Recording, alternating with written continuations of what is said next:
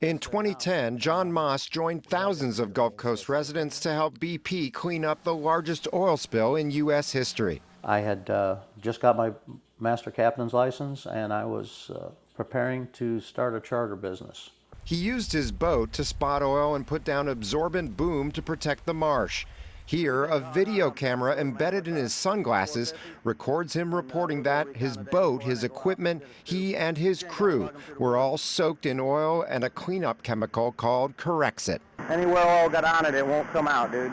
Maas was quickly diagnosed with respiratory conditions and impaired vision.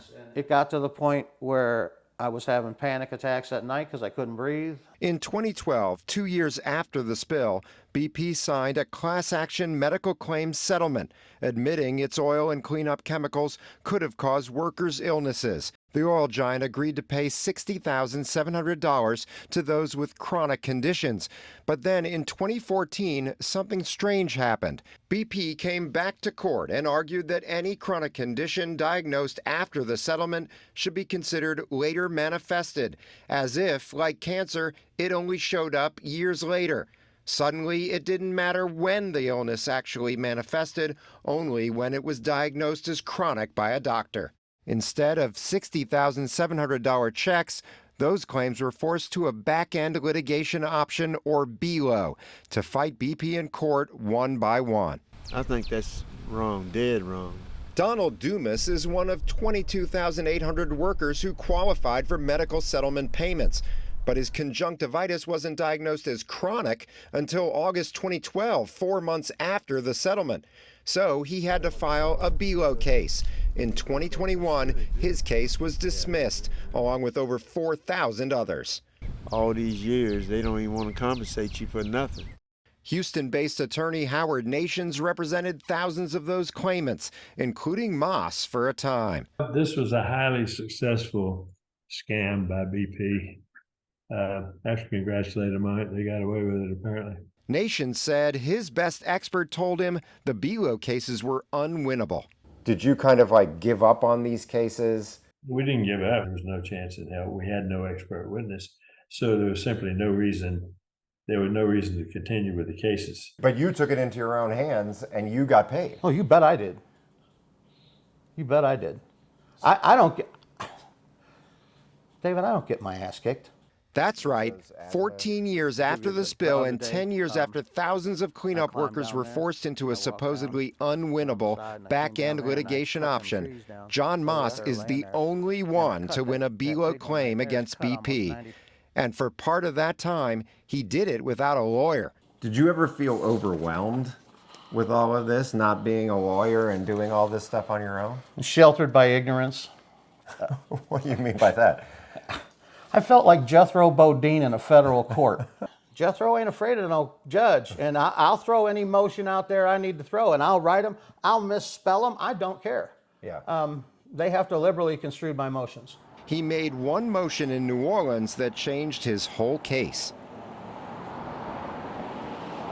Now, the first time John Maas beat BP was when he got his case transferred away from the Gulf Coast to the Middle District of Tennessee, and eventually here to the federal courthouse in Cookeville, Tennessee, about 30 minutes down the road from his mountain home. What do you think when you come out here on this deck and you look out at this beautiful view and you think, man, this is not only beautiful, but it gave you the opportunity to have this case here in Tennessee? I wish everybody down there would come up here and breathe some good air and probably live a little bit longer. Now that he had his case in Tennessee, Maas needed an attorney to bring it to trial. He came to Murfreesboro, Tennessee, without an appointment, to the offices of Ken Berger. I think they thought we're coming up here to Tennessee, and we're probably going to be dealing with Gomer Pyle, attorney at law, in what do they call it, Murfreesboro, Tennessee? We're going to be dealing with some yahoo. They thought you were a country bumpkin and you wouldn't be able to do anything with them. They thought that Captain Maas would not find his way to an attorney who knew how to handle a complex toxic tort case. If that is what BP thought, they were dead wrong. Berger has over 40 years' experience, mostly with medical malpractice claims. And unlike the big-name lawyers on the coast, he kept his arguments simple. First of all, you got to prove general causation. This stuff can cause this harm. Then you got to prove specific causation. You were exposed to it. You weren't in Atlanta, you were in the Gulf. Your doctor who's treating you says, yes, you indeed have this advanced stage of asthma because of your chemical asthma exposed to this Corexit saturated oil. So why not just say that plainly and simply? Maas's doctor testified that exposure to Corexit caused his chemical-induced asthma. Dr. Vina Anthony from the University of Alabama, Birmingham, testified about her research on the effects of Corexit on human cells. She is the beginning point on the discussion about what Corexit will do to your body. BP tried the same arguments it used to get thousands of other claims dismissed, but Chief Judge Waverly Crenshaw wasn't buying it. He wrote in his ruling, BP's argument fails. I was fortunate that it landed in a court that did not have a narrow view of general causation. That perspective is very different on the Gulf Coast, said Miami-based lawyer Craig Downs. He, like Nations, represented thousands of medical claimants against BP. He said laws adopted by conservative pro-industry legislatures make it much tougher to prove someone's sickness was caused by chemical exposure. Over the last 5 years, we've had to dismiss a lot of these cases due to the standards that were being mandated by the 5th and 11th circuits. They're very difficult, very high bar. But Tennessee is in the 6th Circuit.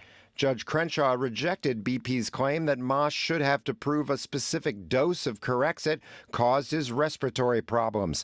That sent the oil company to the negotiating table, and that was red meat for John Maas. They were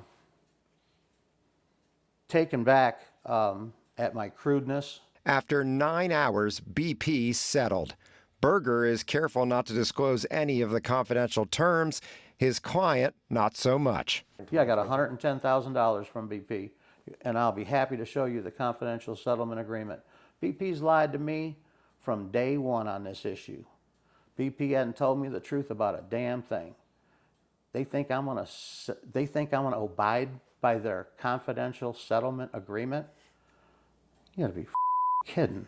I caught them with their pants down, and they're not going to be caught with their pants down again. Even Maas admits his success defies explanation and the very fairness of our court system. And you're the only one who knows what it's like to actually succeed. That's a shame, isn't it? This story is not about how I won, it's how everybody else lost. David Hammer, WWL, Louisiana.